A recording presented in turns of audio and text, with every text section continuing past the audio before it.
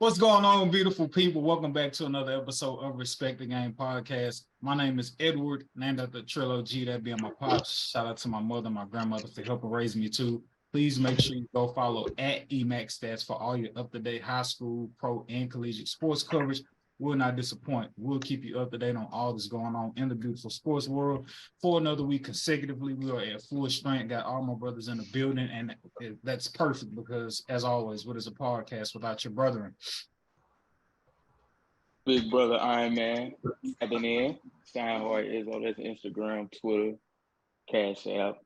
Shine Hard Surgical Pics coming to a booth and a phone and a wallet and an app near you. Dang. Yo is the one and only, the host with the most, that blows the most smoke. Black Peace, the rap plug, the hip hop plug. You already know. Be sure to go check out Talkin Smoke on Apple Podcasts and Spotify. Let's get it.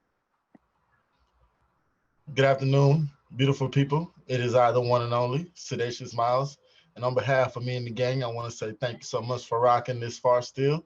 You can go follow me at I Am Sedacious on Twitter, Instagram, and TikTok. Oh, and speaking of wallets, take it away, bro. Yeah, man. So this episode is unique because it's planned, but it's not really planned. We have absolutely no idea what stood out to one another this week in terms of what we respect or don't respect. So as our listeners are hearing what either one of us respected or didn't respect, we'll all be hearing it for the first time. So to kick it off with the podcast, we're going to throw it to our brother Sedacious to tell us what he did or did not respect this week. I apologize, brother.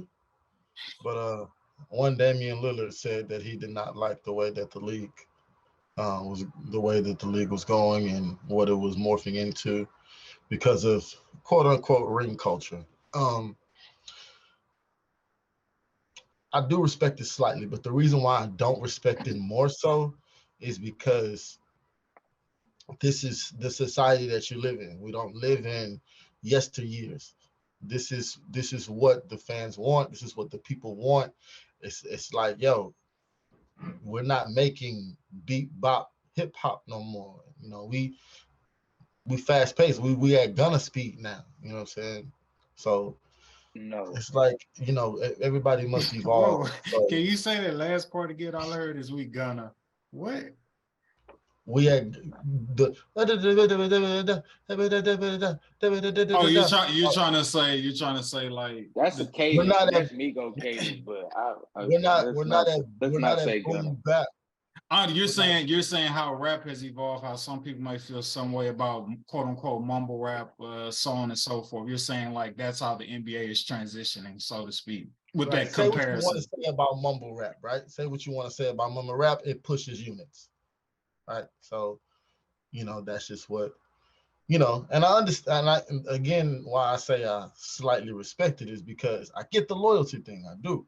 I certainly understand it. Like, and that's why, like, you know what I'm saying, people really won't ever say nothing about Damian Lillard is because he's a certified G, period.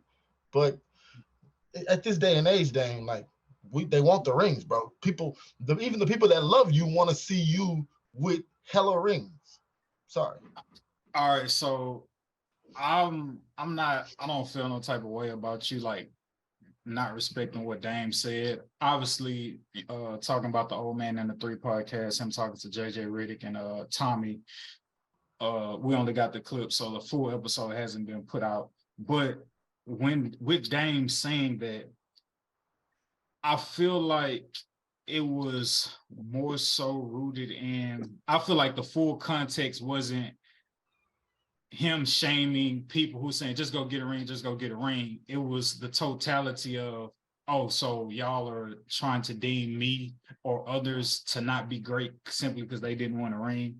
I feel like he was more so shunning that type of ring culture or ring conversation as opposed to him just saying, I don't like the way the league is because they feel like if you ain't trying to get a ring, then you worthless or whatever the case may be. And also, too, part of him saying he didn't like the way the league was going. added to the whole like either get a ring or you're not great. Added to that is him also talking about guys coming into the league entitled, right? Guys coming into the league not really having a vet. Talking about when he came into the league, he had point guards to be able to help him, show him how to be a pro who was still in the league at 40 years old. But now the league has transitioned to this space and time where if you're a lottery pick, they automatically trying to hand you the keys. They're not really trying to put you in a position to say, hey, you got to earn it. Oh, you're a lottery pick? Oh, you got to pay how much? Here, be our franchise, here, lead the team. And there's no sense. And because of that, he feels as if though the NBA is transitioning to a place where guys aren't coming in wanting to earn it or being on a team where they have to earn it. It's all being given to them and they're being force fed. Whereas in his time, his day and age, and prior to, like, you had to earn your keep, regardless of what draft pick you was coming in the league. Like, you still had to earn the respect of your peers, earn the respect of your vets, earn the respect of other guys around the league. So yeah, I feel like that was in totality of like what he was saying in terms of him saying he don't like the direction in which the league is going. But also too, he expressed that like, bro, I know I'm a great basketball player, but like I truly have a life outside of the NBA. Like as he's been saying a lot lately, when I leave the league, y'all not gonna care about me. Y'all not gonna talk about me. So why am I gonna sit here, drive myself crazy, trying to team hop, go here to there, here to there, to ring chase? And if I win a ring, great. But like he always says, like people don't always talk about the other side when you don't, because then when you do go, and then what they're gonna say, you know what I'm saying? So I mean, like I respect Dame in the sense like he's not being moved by the naysayers. He's not being moved by society, the social media culture, and feeling as if though he not out here ring chasing, like he's not validated. Whatever his morals and his principles are as a man, as a basketball player, like he's standing firm to those, and he's at peace with that versus being out here chasing a win off what other people are saying he needs to do. But that's my take on it. I mean, if you look at, he's the most loyal player in the NBA. I mean, the players that are superstars have changed teams at least one time, except for Jokic, Antetokounmpo, Doncic, and probably a few other players. Like a lot of players that are superstars, like Kevin Durant, LeBron James, Kyrie Irving, they have team hopped. And, it makes it to where it's like, just like you just said, like, even though if they don't win a championship, people want to criticize them. Take LeBron out of the team hop conversation, though. Well, true. But the other ones are all valid. You get the idea. So the other ones back, for sure. But we did have, coming up in the 90s and before that, you seen a lot more loyalty. Everybody wasn't loyal, but you seen a lot more loyalty. And if they were feeling like they need the team hop, it was like, all right, I'm 10 years in the game.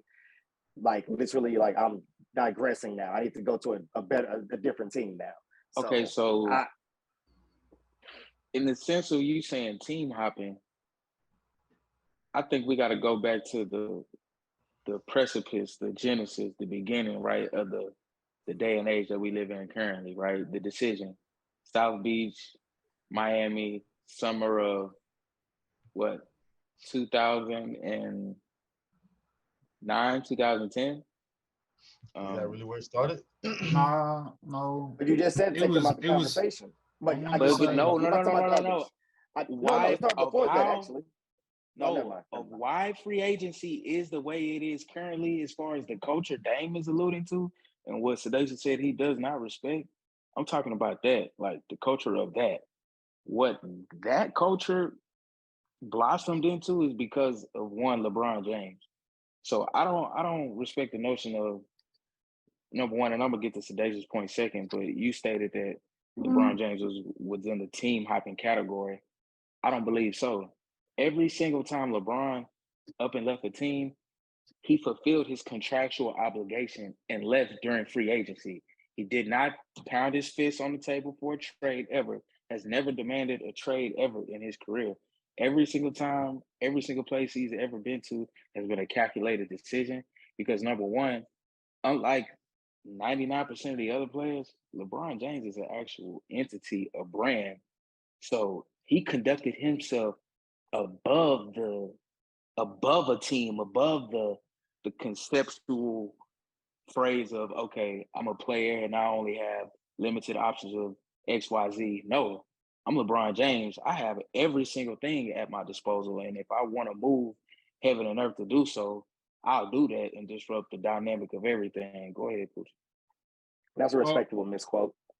I just wanted to add to Isaac's take on just the strategicness of LeBron James. Apart from him also being that catalyst and fulfilling his obligations to go wherever he wanted to, that also came with the chess moves of not signing these five-year contracts everywhere he went. 2 years here, third year option, 2 year here, third year option, which allowed him to, all right, I'll go back to Cleveland. Yeah, I do whatever I want to do. Y'all gotta make sure my team stay good and competitive so I can keep competing for championships.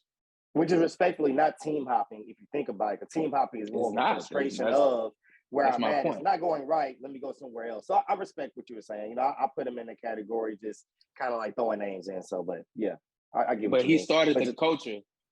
He started the culture of what free agency is today and how big it is, because think about it. Before LeBron James took his future into his own hands, people wanted him to die in Cleveland. I'm talking about the first time around with no Reed, no Kevin Love. Like, them days of just staying with one franchise and just ringing up and them throwing a lot of money at me and me being complicit because of a lot of money. No, I'm LeBron James. I know I'm going to make a lot of money. It's about winning. It's about me being the best that I could be. So in terms of answering you, Javier Miles, you said that, you know, you disrespected, you know, Dame's take and perception on that. I too would agree that I don't really respect it in the sense of, Dame, you know, you a man, whatever floats your boat, you're going to do whatever you want to do. I get it. You know, you loyal to the soil. But at the same time, I think people are more so questioning your fervor and desire to want to win, because realistically, you're not going to win in Portland, right? Like, that's just the reality of the situation. So it's like, with that being like a known reality, you know, you didn't have to re-up on a contract. Like, you can move, you could go somewhere else.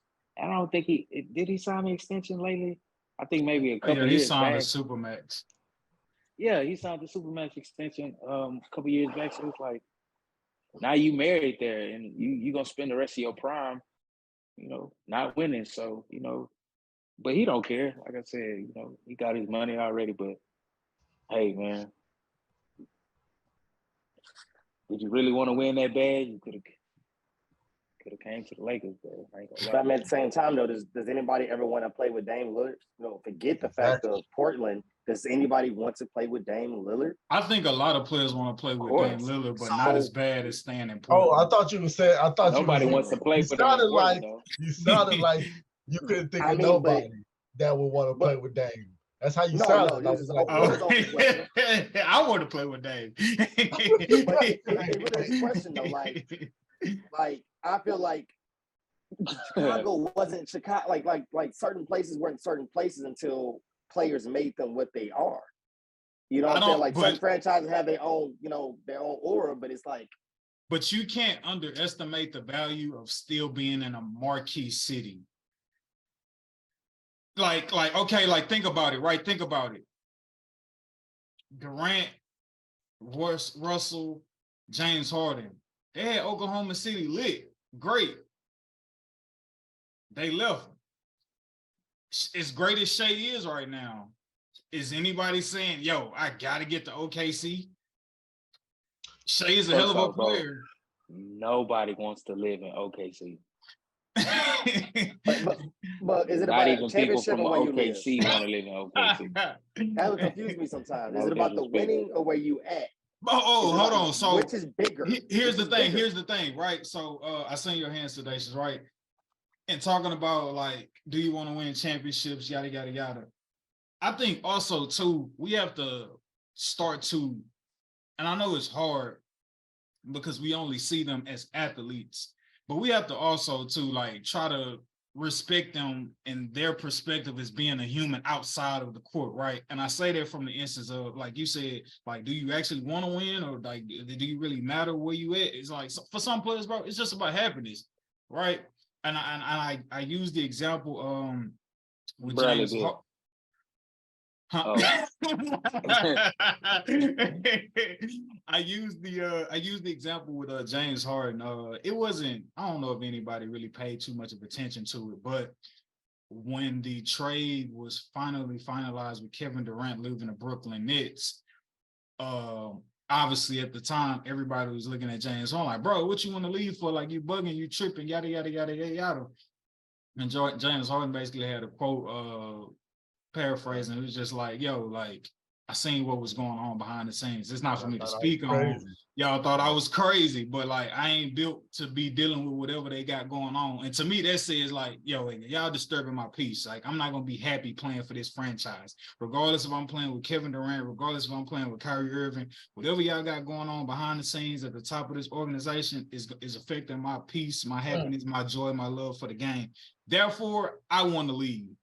By the grace of God and the trading gods, I get to go play with Joel Embiid. But bro, like, I ain't happy here. I want to go. Damn your championship. I want to leave. I'm not happy here. And I think we have to, as you know, like, as humans ourselves, like, look at these athletes as humans and be like, bro, like Kevin Durant, like, bro, why would you leave? Okay, I mean, why would you leave Golden State? Bro, I just want to hoop. He want to be happy elsewhere. You know what I'm saying? So we have to start factoring that in and like trying to evaluate these players and if they really want to win. Some players just really want to be happy.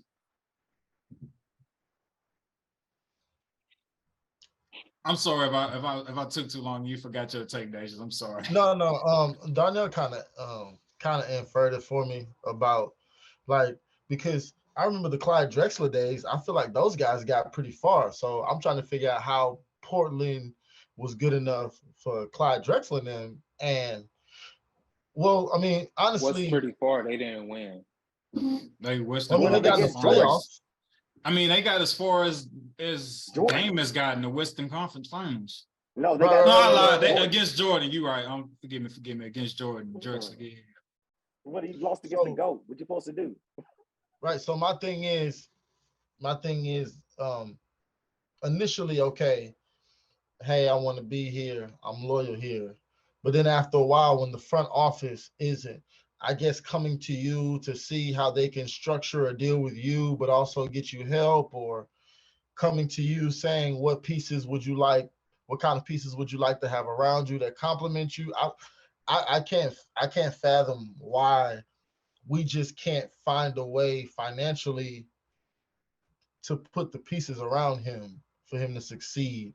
You know what I'm saying? It's like, we don't, like, I wouldn't care about you leaving Portland, bro, if you come out to me and say, well, my front office has promised that these are the plans to succeed within my extension time and thereafter, like, then I guess I'd be okay. But it's almost like, I'm loyal. Y'all just gonna have to deal with it. If I win or don't win, it's like, how are you one of the most respected players in the NBA? All right, nobody wants to play with you. It's Portland. Unfortunately, Dame isn't as great as a LeBron James. Like, LeBron is great enough to be like, I can deal with Cleveland. You know what I'm saying? And and even that was like drafting me. You got Shump, you got JR, and those are just the right pieces, right? He had to go to Miami. Go ahead. Can I say that there's like a dog, right? It's like Steph is a dog, Giannis is a dog, KD is a dog, LeBron is a dog, Dame is a dog. Okay, I didn't know where you was going with this. Okay. So it's like, it's not playing. LeBron James is a dog within his own right, but it would be just like we can't say his own right. Either he a dog or he ain't. No, he's a different type of dog. He's a different type of dog. Man, it don't matter. We ain't talking about types right now. We talking about dogs. Is he a dog or not? Yes or no? Quick. Bro, he's a dog. Good to hear. Stop playing. He's a dog. He is a canine. So Dame is a dog, whereas it's like, bro, am I the only one seeing that if you just put like two good solid pieces with this dog playing basketball player. Bro, but here's the How do thing. they not? Here's the thing, bro. Like, every organization ain't in the business of winning championships. Or most organizations are in the business of making money and profit. And unfortunately, we talked about it with the Texans a while ago when they was getting rid of everybody, got rid of Watson, got rid of Hopkins. We're like, bro, what are y'all doing? And though they've been worse for however, been a bad team for however long, like they was still in like the top 10 or 15 and like top grossing franchises. Ain't been to nobody's Super Bowl or AFC title, but like, despite their failures, they're still grossing, in the top ranks with other franchises, professional franchises. So as much as we're like championship, every organization not in the business of winning the championship. And sometimes in order to put forth the effort to really put the pieces together to win a championship, some owners are just like, I ain't really trying to mess with that luxury tax or that tax bracket or whatever the case might be. You know what? That takes it deeper for me, right? That takes it deeper than my fandom for basketball, because I could understand an organization wanting to keep the doors open to have the entertainment for the fans and the love for the fans over that money needing to be budgeted for the reward of winning all of the games, or winning more games than the rest of the other 31 teams. So when you're looking at it from that scope, okay, thank God, right? Hallelujah. But as my basketball fandom, with my basketball fandom, okay, to each his own. Yeah, man. Moving along, it was a great conversation, great topic. Black Peace, man. What did you not respect this week? I did not respect the trend, the downward trend of Ja Morant. And it comes with the photos of him in the strip club. And I don't like how people are just, at this point, I feel like people are finding things to throw at this man and not really giving him a time to actually come up for air. I feel like he's drowning. And it's just like, I feel like at this point, it's not fair. Though the things he has been accused of and, he has issues with, are pretty drastic. It's like, I feel like him being a young man has to be taken consideration to where he has to learn from his mistakes. And, I feel like them throwing more stuff on top of it, especially being him at a strip club, it's like it's petty.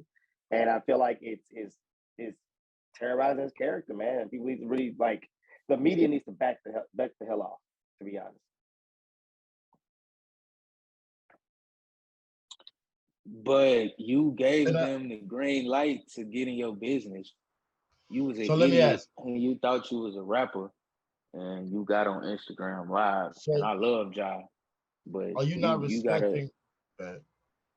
Go ahead. I mean, no, I just need a clarification. My bad to cut you off, bro. You can make your point, but are you saying that you don't respect Ja for his actions, or you don't respect the media for kind of the way that they've portrayed it and how they've kind of like vandalized the boy a little bit? It's like the overboard. It's like, okay, he did this, he did that, obviously the other allegations, but it's like the whole strip club pictures and things of that nature. It's like it's a bit much, and it's like he is a superstar. He is a young man. He is, he is entitled to do whatever the hell he wants to do with his money and his time, as long as it's not technically hurting anybody, especially in this case. So I just felt like, this was something that was a bit, just trying to drag and just do more. It's just like, he's already been victimized for things that he's already been guilty of, showing a gun on Instagram Live, which is pretty damn dumb. But it's like, let him be accused for things that are like that. Don't be accused of actually being in a strip club, getting a lap dance with a whole bunch of money on the ground. That's his business, his prerogative. Respectfully, I disagree though, because like when you begin to like, because this wasn't just a thing that like took it over the top, right? Like this was just a straw that like broke the camel's back, because he had already had like a year or two prior, he had like allegedly got into it with like a 17-year-old kid, and you went into the house and put a gun on a minor, and it was reported that you got into it at the mall with a group of guys or another I don't know if it was an underage individual or what have you, but and then you in the Pacers, facility driving off. People said they saw a beam on a person, on a body. So you rolling with shooters like you a rapper when you really an actual shooter on the court. Like, I don't get it. And I don't know if it was like the bread game chain or you know what I'm saying? Like, cause you know what I'm saying? It's like, bro, I'm really down now. Like you acting like one of those suburb kids that like never been like around that environment. Like, in order to elevate, you gotta separate. And like the people, everybody can't go. And it ain't to say that you don't love them and you still can't help them out, like from a financial standpoint. And it not to say that you can't hang out with them sometime. But the business got to be the business. You got to conduct yourself like a brand. You got multiple endorsement deals, and you're not acting like it. You're not moving like it. You moving backwards, bro. Like you moving like you got ops. But shooting at you. But you don't have any ops. Your ops are the Golden State Warriors, bro. That's who's shooting at you, and they shooting a lot, and they getting off. You got to shoot back on the court, bro. On the court though, like he's young though, man, but he'll get it. Come on, man. Come on. So what I love the most, man, what makes me laugh is like, so these little gangsters, like, man, they tripping, man. What? He's supposed to stay strapped, man. What? So the nigga got money, man. So what? He got it too. So what? Like little gangsters that don't really understand. Flash your gun. But what I love about this situation is that I'm getting to see all of the real gangsters stand up, because all of the real gangsters, like, they rooted for him. They loved him when he was killing niggas on the court. Like, you killing niggas on the court, keep killing niggas on the court, right? The moment he started doing some halfway gangster stuff, all the real gangsters like, now you tripping. Now you need to act like you went to private school. Continue to entertain us on the court. We don't need to hear about you in the news, dummy. So, all the real OGs, like, what's his problem? Like, all the real gangsters are disappointed. It's like, no, we really, because I want to curse real bad. We liked you and your dad, and you know what I'm saying, how y'all kept it real G and real gangster on the sideline and stuff like that. Keep it G on the sideline. Once you try to get out here for real and act like you a certified G. So to that point, yeah, no, and I agree with you, Izzo, 100%. For me, it's the altercations. It's not necessarily like the flashiness for me. It's the altercation, because the altercations insinuate that you are trying to get into mischief while you're an NBA star. Like, these are people who forget that your status and your money. It's just like, yo, bro, like, they're people, you know what I'm saying? They're not NBA stars, you know what I mean? These are just regular people, and it's torturous for you to flex your power and your money and all of that stuff. So that's distasteful to me, right? But on the flip side, I say, yo, if you're gonna rock out with your out, then rock out all the way out, bro. Don't, you know, say be on some, I need to get my mental health together. Like, bro, you was in a strip club and you had a gun. Like, get over yourself, bro. It's okay. You know what I'm saying? It happens. Getting into it with people, that's too much image now. control though, bro. But this the day and age we live in. We live in an apologetic culture. We live in cancel culture. You gotta go on exactly, bro. Quite literally, they will cancel your endorsements. You will wake up, ask Deshaun Watson about his Powerade Nike has, I don't know if they ask completely Deshaun Watson about his ties. ATB endorsement. Ask Deshaun Watson about, come on, man. These are multiple guys who have been at the peak, the pinnacle, and then you go through a dramatic situation, you know, off the field, off the court, and then you get stripped of those endorsements, those extra avenues of revenue. See, the thing is, hold on, for me, I guess. Hold on. Go ahead. So talking about the endorsements, I don't know if they completely severed ties, but they have kind of just removed him from like billboards. They paused the ad campaign, yeah, for with Powerade. For Powerade, yeah. And so Coca-Cola. Yeah, owned by Coca-Cola, Nike, put out a statement, hey, we stand by him, hope he finds the help that he needs. I respect Nike for that, but you couldn't stand behind Kyrie Irving. That's so weak. But we know why they didn't stand by him on that particular issue, because that's a whole bigger world issue about True our indeed. identity. Also too, I know last week when I was talking about it, through the research and reading, I was under the impression that the investigations were going to be separate from the NBA and the Colorado Police Department, but it seems like that wasn't the case. Colorado, they end the investigation, as I had, assumed, saying, can't really depict whether or not he was drunk and had a gun. And it doesn't seem as if though the NBA is going to take action to try to suspend him or do a further investigation to see if he had a gun while under the jurisdiction of being a part of the Grizzlies team or not. So forgive me if that information came out wrong or it was misleading in any way. Yeah, just have to, be responsible with our platform in that regard. Two, real quick, I want to play this before you continue to rock out Sedacious, as it talks about what Ja Morant may be going through and if we will see him this season.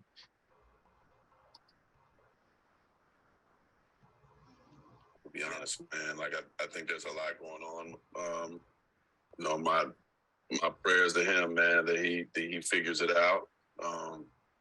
There's things I'm hearing that I'd rather probably not say on this podcast don't get it over your skis.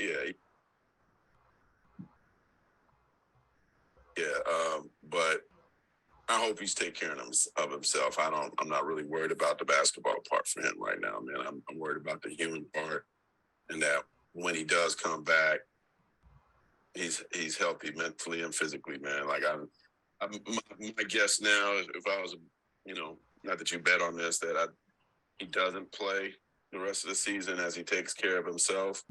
And it reminds me of when he was out against the Warriors in the playoffs last year. Oh, yeah. So that was Mark Spears, by the way. Quarter with ESPN. I know they say right now Josh checked into like a counseling facility in the state of Florida. I mean, that's all we know right now. Yeah, he's working on himself. Sedacious, you can continue to work out. Just want to share that with the audience who may have not come across it yet. I really hate that you played that, bro. Because now I'm gonna have to sound like Christian. Like, come on, bro. Like, come on, bro. Like, I'm sorry. It's just I just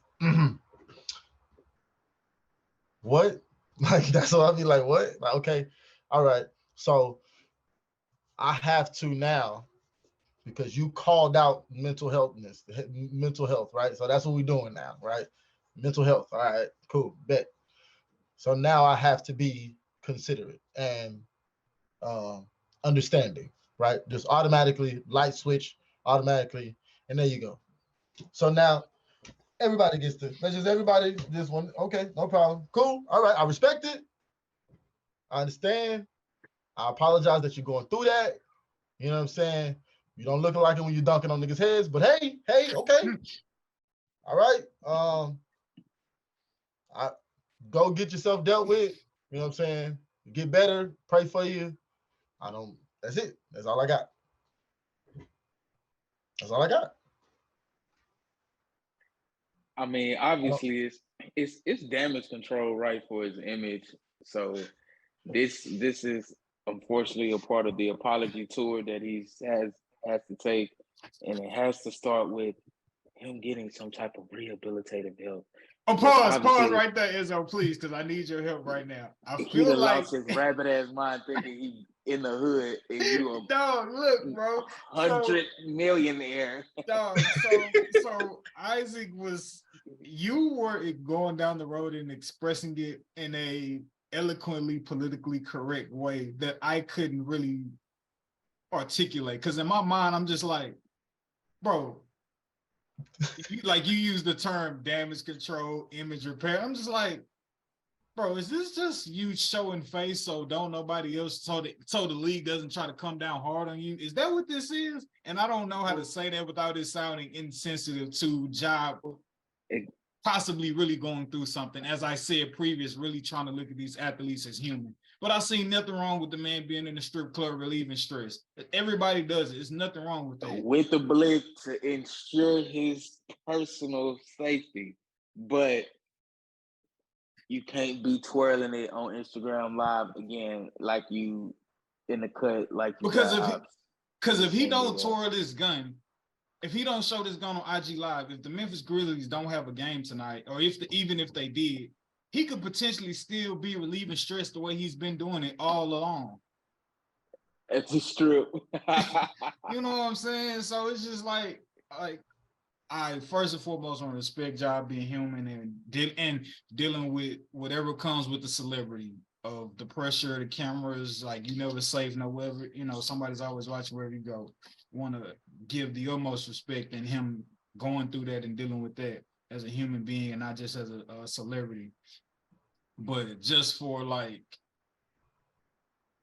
do you really need to go to counseling? You know what I'm saying? So I have questioned if that's legitimate or if that's just damage control, image control, if you will. Personally, do I think Ja Morant is he suffering from some type of mental health phenomenon? I don't know. I think what he's suffering from is a crossroad in his young career and life, right? It's like, okay, who do I want to be? Who do I want to be known as? Is it really important for me to continue to move the way I've been moving? Because these are the type of results. Connect with my people from the past as I'm ascending. When really this part of your life, right? You gotta just keep going because everybody the gap can't don't. go. Not only that too, but when you go, it's not your responsibility to take everybody with you. We are on our own journey. They gotta fill that gap. And again, that's not to say that you can't ever mess with them and you can't ever deal with them, but it's like you on your journey, they on theirs. At some point, y'all gotta, go y'all separate ways so you can do you to the fullest at the best of your ability. We grown now. What if Ja Morant is actually young slime? We'll let that present itself. That's the point though. At what point do you stop becoming slime and become standard? Young standard. I said a man of. I will say this: if he were to be slime, and I'm probably going to edit some of this conversation. If you were to be, we gotta probably edit all of this. Yeah. This is like a bonus clip. Yeah, Patreon. If he were to be slime, I wouldn't want to be slime considering what that means in this day and age. Racketeering, the RICO. Oh, I know Ja Morant be getting me money, and they just slimed each other out. Yeah. But I will say to you, Darnell, basically saying you don't respect the smear campaign that you feel like is being pushed on Ja Morant. To that, I say, unfortunately, it's the life he chose, and also, unfortunately, he welcomed it. Whether you Ja Morant, whether you Joe Blow, they did it to Kobe, and the list goes on. So, I mean, that's just unfortunately the territory that Ja Morant, his occupation is in. But yeah. This has probably stopped him from being young. I'm trying to tell you, this probably stopped him. The same rope they give you to save yourself be the same rope hang yourself, man. Nah, 1,010%. All right, so we done had some don't respects. Mix it up for us, Shine Hard. What did you respect or not respect this week, bro? Hey man, something that I respected this week personally. Week has been pretty short, Tuesday night tapping in. Early March night. I respected something, some news I got this week about a loved one, somebody who I care about, moving up in the world, reaching a milestone, adulting, as the millennials right. Tend to call it. Some of y'all might know him. some parts of the world may not know him yet. But our brother, man, Emax Stats, got a house this week, man, and that's something that I really respect. So hey, man, I'm just here to give you flowers while you still above the ground, walking on them to get them. I can receive it, my brother. I just respect that move, and it just made me happy to know that it's on my block, and it's it's close. So it gave me motivation, and it gave me a certain type of happiness to see that that was man. happening. I appreciate that, my brother. I definitely appreciate my flowers. Definitely a milestone in my life. And being in unison with the wife and us getting our first house to move in together. She was out here in the A before I was, and we was in her apartment, our apartment now, and now we getting the hell on, getting into a house, real nice house. Throughout the process, it's been, it comes with it comes with the highs and lows. You're trying to go visit a house, somebody actually living in there, you're like, yo, what the fuck is going on here? But I would say the biggest thing, like for me, it's the house. For somebody else, it may be something totally different that working towards. Man, don't settle. Do not settle. Do not settle. And me and my wife was having a conversation. She was just like, all right, everybody know the housing market is crazy or whatever. And so she was just like, all right, well, we paying X amount here at the apartment, and the houses wasn't nowhere near close to what we paying here at our apartment. And it was a matter of, like I say, not settling, but also like trusting God to know that like where you are now isn't where you're going to be at in the future. Where your finances are at currently isn't where your finances are going to be at in the future. And so I was just trying to make sure, because for me, like whatever makes my wife happy, well, that's what makes me happy. So if you like the house, hey, I love I love the house too, right? And so like, go ahead and get it.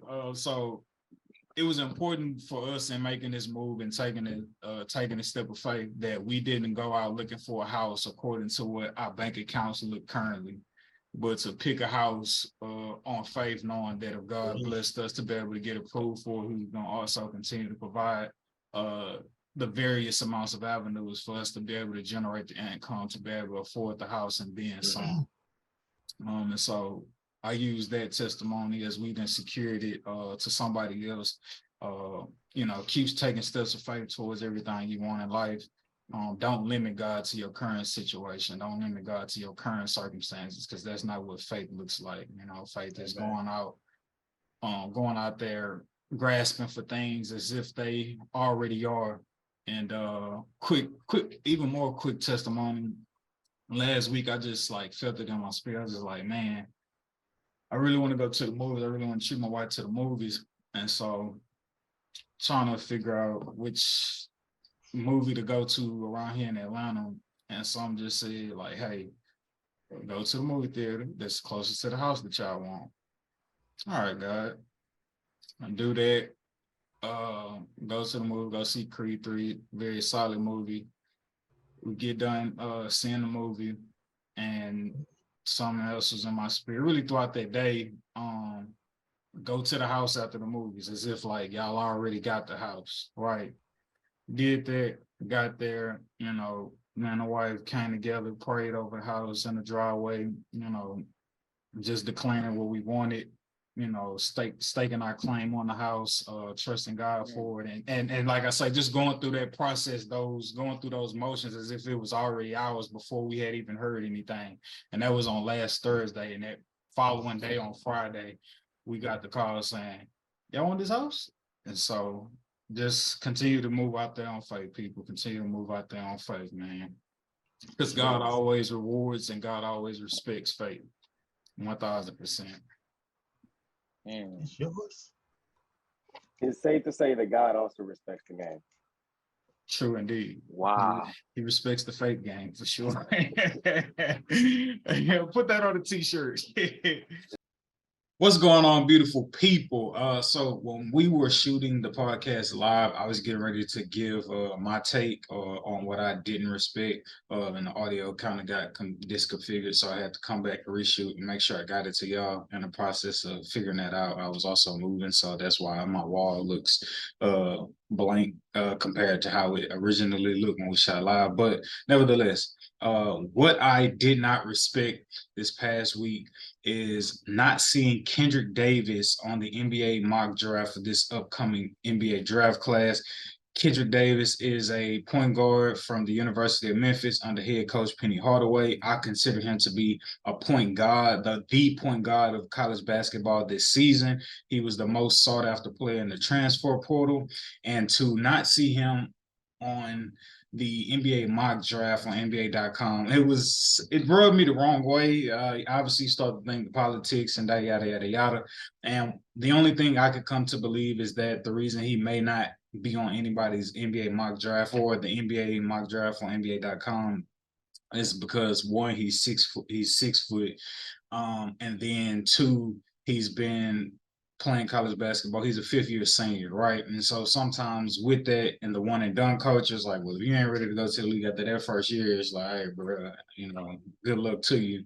So there's that stigma if you're not a one and done. And then also him being undersized as a 6 foot point guard in the day and age where in the NBA, we're looking at the 6'6", the 6'8", the 6'5", the 6'9" point guards. And I think for a team to minimize his potential as a player based off his size, I think that does a great disservice to what Kendric Davis has done at the collegiate level, showing that his game can transfer over to the NBA. Right, understanding with the respect that the game evolves. Players who have served in the NBA, not served in the NBA, but players who have played more than 1 year in college and have proven to be champions and superstars in the NBA. You got a player like Stephen Curry who played 3 years at Davidson. Dame, he played 4 years at Weber State. Then you have slipping my mind, Fred VanVleet from Wichita State. He played 4 years. And I use those guys in particular because they're around that same size and a frame, around that 6 foot, 6'3" frame as Kendric Davis. So thinking about players like that who have spent a multitude of years at the college level and seeing how they've been able to transition over to the NBA and become all-stars and become champions, I think that's enough reason and substance to pay a closer look to Kendric Davis. Right now, with the University of Memphis, Kendric Davis is averaging 22 points per game, 5 assists, and 2 steals. On top of that, last year, he was the American Athletic Conference Player of the Year. In him being a 5-year senior, every year Kendric has been in college basketball. Each year he's increased his points per game. And also, too, he's not a stranger to having a multitude of assists in a game, right? So with his size, right, Kendric Davis is extremely quick. He can get to the rim, very crafty with finishing over bigs, despite his size. He can shoot the three. He can shoot the mid-range. And most importantly, those intrinsic qualities of a point guard, he dictates the flow of the game. You never see him sped up in a game. You never see him being forced into doing something he doesn't want to do. He controls the tempo at a very graceful pace, and he allows the game to come to him and creating for his teammates. Like I said, with him being crafty and getting to the rim to be able to finish, he could also create for his teammates and dump it off or lob it up. So Kendric Davis is an absolute bona fide, I believe, a superstar, like I said before, a point guard in the NBA. And just be on the lookout for Kendric Davis. Given that he gets a shot, gets an opportunity to come into the NBA, I believe he will really shock people. I don't believe he's on enough people's radar other than Rashad Phillips, who is great with providing the right language, the right vocabulary in the times that we are, considering how much the NBA has grown and expanded and evolved. So salute to him, because he has given Kendric Davis his flowers and proper respect. But for those out there who don't know him, bro, please don't sleep on dude. Please do not sleep on dude. He's only one of 2 point guards, I believe, to hit the University of Houston with a 31 ball. And Memphis won their conference championship this year by defeating Houston, who was a #1 team in the NCAA tournament. So with Kendric Davis being able to take out a premier team at the college level, at just being a 6'1" point guard, being able to dominate and just influence the game the way he has at his size, I think that's to be commended. And I think there's a ton of room. You talk about projecting what a player will grow out to be. I think there's a ton of room for him to continue to evolve, and not just capping his career off at a great collegiate player, but growing and evolving into a great NBA player. Chris Paul, another guy, around that 6 foot height, size, and frame, who's been able to just control the game, control the tempo. J Kidd, look how J Kidd has been able to, over his years, control the game with just his passing. So I believe Kendric Davis has all those attributes around his game, with a ton of room to continue to grow and dominate and become an even more greater player, transferring his game from college over to the NBA. Get Kendric Davis on your draft board, but even if you don't, shame on you. It is what it is, because like I said, I mentioned Fred VanVleet. That's a player who went undrafted, but nonetheless, he's become an all-star and an NBA champion at the point guard position. Keep your eye out on Kendric Davis, and I did not respect him not being on the NBA.com's NBA mock draft, but I look forward to seeing Kendric Davis in the future in the NBA. You heard it here. Over to the NFL free agency. The NFL free agency, I believe everybody can officially sign their contracts tomorrow. Today is Tuesday, we shooting the pod. So everybody already has their deals in place and can officially put into paper this coming Wednesday. I think this past weekend, the first bomb that had dropped, there was a lot, obviously, but the first bomb to drop was the Panthers trading DJ Moore to the Bears, getting him to the Bears to help Oh out my Justin God, that was Fields. so stupid. In that trade, the Panthers the Panthers get the Bears' #1 overall pick. Mind you, the Bears had the #1 overall pick, so they could have let Justin Fields go somewhere else, and they could have had they pick at CJ Stroud, Bryce Young, or whoever else they may have thought that could have been a formidable quarterback. But they trade the pick, they get Justin Fields a quarterback. They get him a wide receiver, and DJ Moore. I don't know if this is accurate, but I heard it. He's the Panthers leading. No, I'm not even gonna say it because that don't even sound right. Never mind. But yeah, DJ Moore to the Bears. Say Darnell come through the screen on you. Steve Smith Jr. DJ Moore to the Bears, man. What is there to be expected from this move? Do you respect or don't respect this move? Sedacious, I'll let you fire off first. No, they got DJ Moore. Okay, don't get me wrong. DJ Moore is semi-formidable, right? But he's still middle of the pack. He ain't top 5 receiver, right? So they gave up the first round pick. First overall. First overall, and then some. They gave up some more stuff. So I feel like the Panthers won. Right. The Panthers won. Chicago lost. So I respect the Panthers, yes. And then they in rebuild mode anyway. So they had to get as much equity as they could. So good.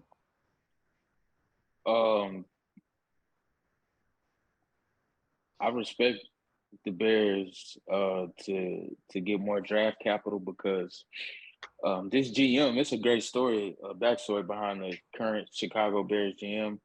He wants was an undrafted free agent for the Bears. I want to say about 10 years ago, as an O lineman. Ended up getting cut from the team, and 10 plus years later, he ends up being a GM for the Bears. So it's funny how life can work, and you never know where it'll go. But I mean, hell, he's had a phenomenal first couple months on the job. I'll tell you that.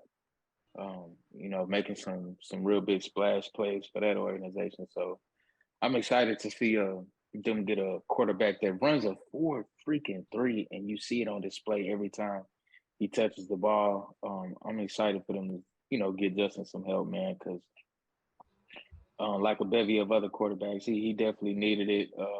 Like somebody else I know who needs it, along with another contract, of course, with more guaranteed money. But another conversation another day. But yeah, man, happy Justin Fields can, get some weapons. Chase Claypool, no excuse. You can be a bona fide number 2 in this position next to DJ Moore.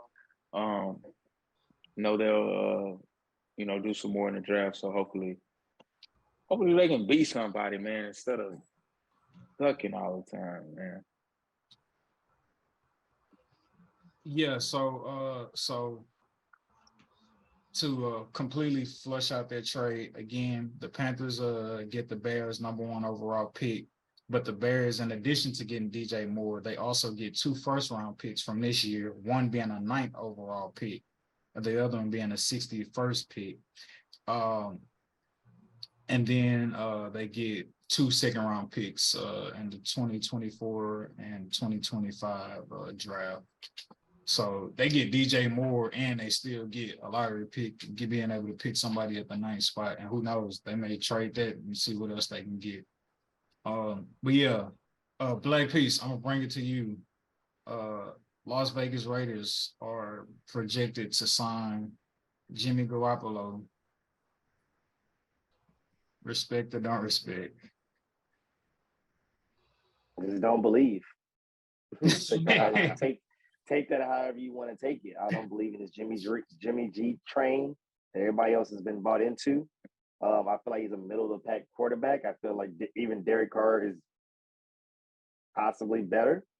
I'm just not buying into the hype. I've never seen the hype with him. I feel like he's always been a coached quarterback, and I feel like he's about to get super exposed this year.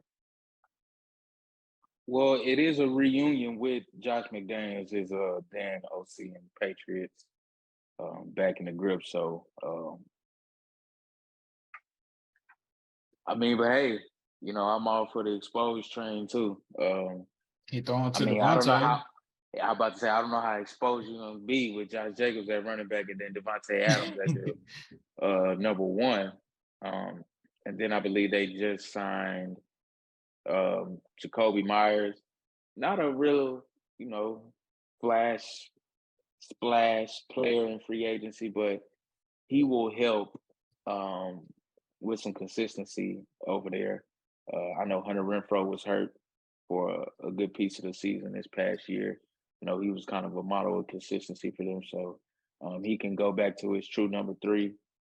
And I think Jacoby can try to slide in at that number 2 and be productive. But will he get exposed? Probably. I mean, you had the best he was with the Niners, so yeah, he probably ain't gonna be shit. And you still sucked. You still found a way to make yourself suck.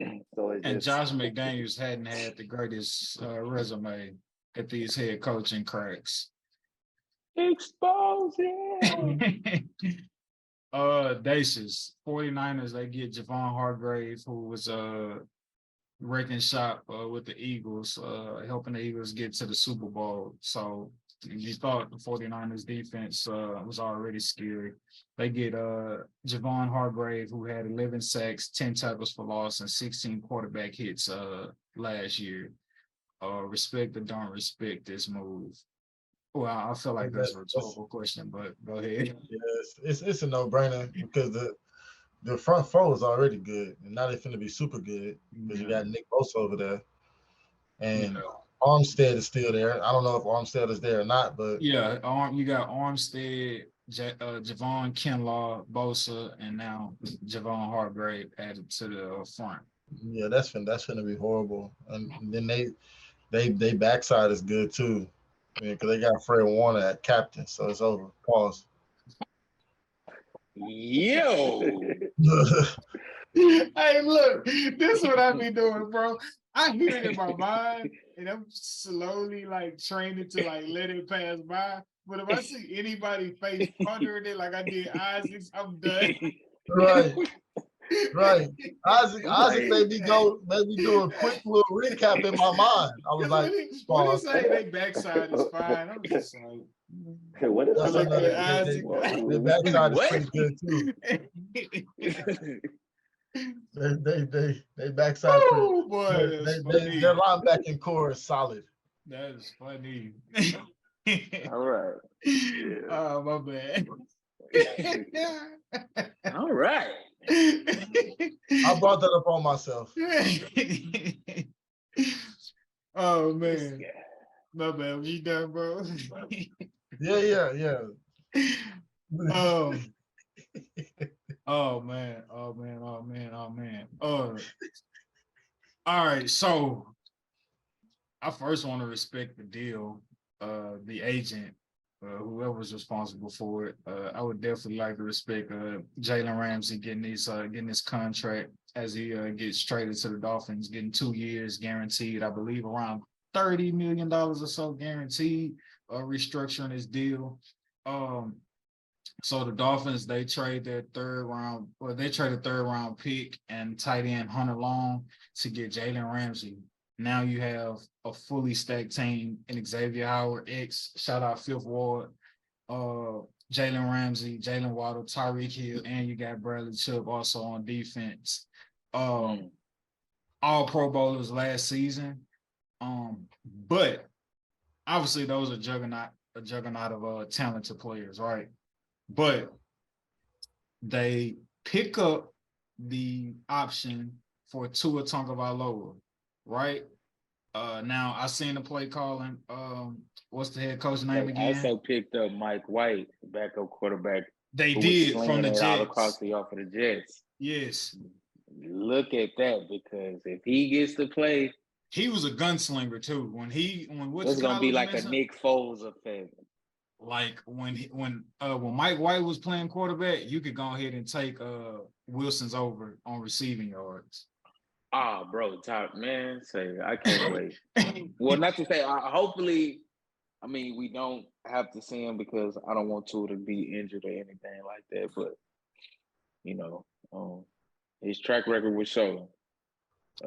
Do you respect them taking or picking up Tua as a 5th-year option, despite maybe they could have went for Aaron Rodgers or maybe tried to get another quarterback in free agency or trade for another quarterback? I mean, I think this attempt was to still try to win with Tua while he's cheap.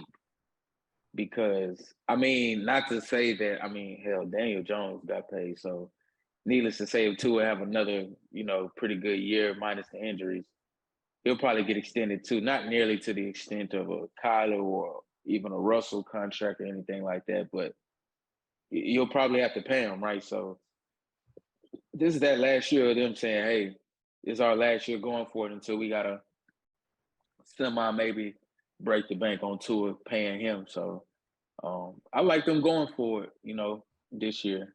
Why not? Something I also read that, play to win a game.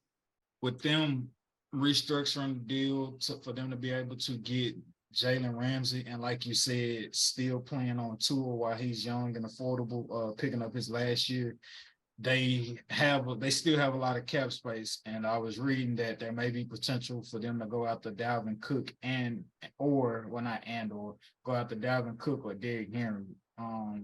So just be on the lookout for that if that happens to splash. If they get Derrick Henry,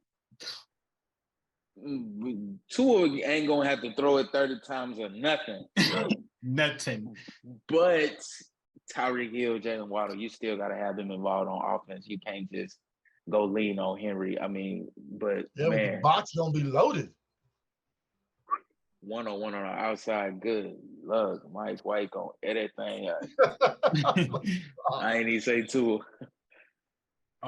So the A-Rod era in Green Bay appears to officially be over. A-Rod is expected to sign with the Jets once it's I guess legal or whatever for free agents to sign. A-Rod is signed with the Jets, and it also is reported that he's trying to bring the entire Green Bay Packers with him, getting Alan Lazard. Alan Lazard is reported to have a 4-year, $44 million deal signing with the Jets. Aaron Rodgers also said he wants Randall Cobb, Mercedes Lewis, and Odell Beckham Jr. You tripping, nigga. Mercedes Lewis, maybe. Randall Cobb, no. Like Not a small getting the elf as old well. band back. OBJ though, Would you like a him and small elf Elijah as Moore, well? Garrett Wilson, man, say. What you say, Black Peace? Would you like a small elf as well? A small elf. You like a small human sacrifice. Right. I don't like your tone. I'm just saying, like, damn, Aaron, like, you gonna take everybody? Like, I mean, Right. You coming with Shit. one Lombardi, think you can get all this? Yo, Aaron, take me. what? Hell, even Tom Brady just took Gronkowski. I mean, You but that is was Patrick one Mahomes? nigga, and that's Tom Brady. That's one dude. That's supposed And to be that's Aaron Tom. Rodgers. Aaron Rodgers ain't got the same cachet as Patrick Mahomes right now. I'm about to say, So who you think you is, Patrick? Asking for that. Hey, you think you is That's Patrick that Mahomes? Right. Give Patrick Holmes a homeless man. Who He's you gonna think turn you into is? MVP. The GM? My homie running the league now, man. It's a new sheriff in town. Oh, you think you Josh Allen? Stop it. Hey man, My GM. Yo, all right. So we have one more trade to talk about. Speaking of Josh Allen, you got Jalen Ramsey and Xavier Howard down there, right? How is it gonna be looking? Because there's no weak spot. Like you can't, like for Stephon Diggs, like when they going up against each other. Not saying Tavon Diggs can't give you work, but like there's no exposing either side. Good fucking luck. And they play. Do they play twice? Are they in the same? They definitely in the same division. They play Okay. twice a year. Yeah, yes. That's gonna be fun. That's gonna be fun. Yeah, Tua just ain't got it. Tua just don't gotta mess it up. Man, just don't mess it up, fool. You just don't gotta mess it up, man. Just don't. They're gonna be getting torched on the other side. There ain't nobody to stick Tariq on the other side. Or Waddle. Right. So still also talking about, I was just like backcourts, but also talking about the secondary on the defensive side, Sedacious. Y'all Cowboys. Y'all get Stephon Gilmore from the Colts, a 5-time Pro Bowler. I actually respect that. Defensive player of the year, too. Let's not leave that out. True indeed. He's now partnered alongside Trayvon Diggs, Donovan Wilson, Michael Parsons, DeMarcus Lawrence. How I want to ask you if you respect this move. Well, no, I keep the thing going. Do you respect it or don't respect it? As our Cowboys insider. Well, I mean, I guess I have to respect it so far, and just wait and see what we do on offense. To really franchise Tony, but I don't know. He's was that an Achilles or a knee injury he got? I think I don't know. I forgot. I think it's his knee. Okay, I know y'all franchise. Oh yeah, he had to get franchise tag. He too good. Right. Sorry, we're not letting that go. No pause. No pause. I didn't hear a pause, bro. We're gonna pass on the pause, sir. We're gonna pass on the pause. No pauses here. Okay, so we don't need no pause. All right, because I was like, he too good. I was like, pause. No, that's I guess that's no. We're talking about football, so yeah, no pause. Yeah, it does not go against the guidelines. No, It but I did like not it though. meet the pause I really do. I really do like it. I really do like it in the direction of where our defense is. But honestly, bro, we'll just see. If Dan Quinn leaves, hopefully the defense can keep the same DNA. And then all we have to worry about is what Dak gonna do. Because honestly, that's what my worries are right now. I'm not really worried about nothing else. Defensive side of the ball was premier this year. Offense, we struggled. Another season of struggling though. Like before, it was like, yo, okay, the defense sucked. We get it. You tired of being on the field. But now the defense don't suck. Now the defense is actually number 2 in all of the NFL. So what now? We can't point. We have run out of things to point at besides you, Dak. I'm sorry. You're the only thing left to point at, bro. Bro, you don't like we for 2 years now we knew we wasn't gonna get nothing out of Zeke. We good on Zeke. Right. For 2 years we ain't got nothing out of Zeke. All right, Zeke. You just our third down, get the first down back, or get the touchdown back, no problem. And we'll go with this 1-2 punch. Tony Pollard came and bailed out Zeke. The thing about being the number 1 quarterback is there's nobody to come and bail you out, son. You either got it or you don't. Running backs have a notorious shelf life unless you like Adrian Peterson, second Exactly. superhuman. Exactly. Captain America, human serum, man. Zeke gave us his glory years. He did. Well, unfortunately, especially with his style of running. Exactly. And he still is how do you say usable? I still like him as a back, man. Obviously. Exactly. You know what I'm saying? He's not gonna be your first Pollard, option, I don't believe anymore, but he can be that power back, short down the distance, still can catch the ball out of the backfield. Not as elusive as he used to be. No. He got fat if you ask me. But it is. He's not even fat though, man. He just don't have wear and tear. Agility and that quick burst and acceleration like he used to. Yeah, no. Do y'all think the Cowboys are going to keep their backup quarterback because he is a free agent option? Cooper Rush? Yes. No, I think he gone. I think they see what I think another team will see what they have seen what they need to see to where they'll pay him a little bit more than the Cowboys are willing to pay right now. So Cooper Rush mania is over, or at least in Dallas is over. In Dallas, yeah. But it was fun.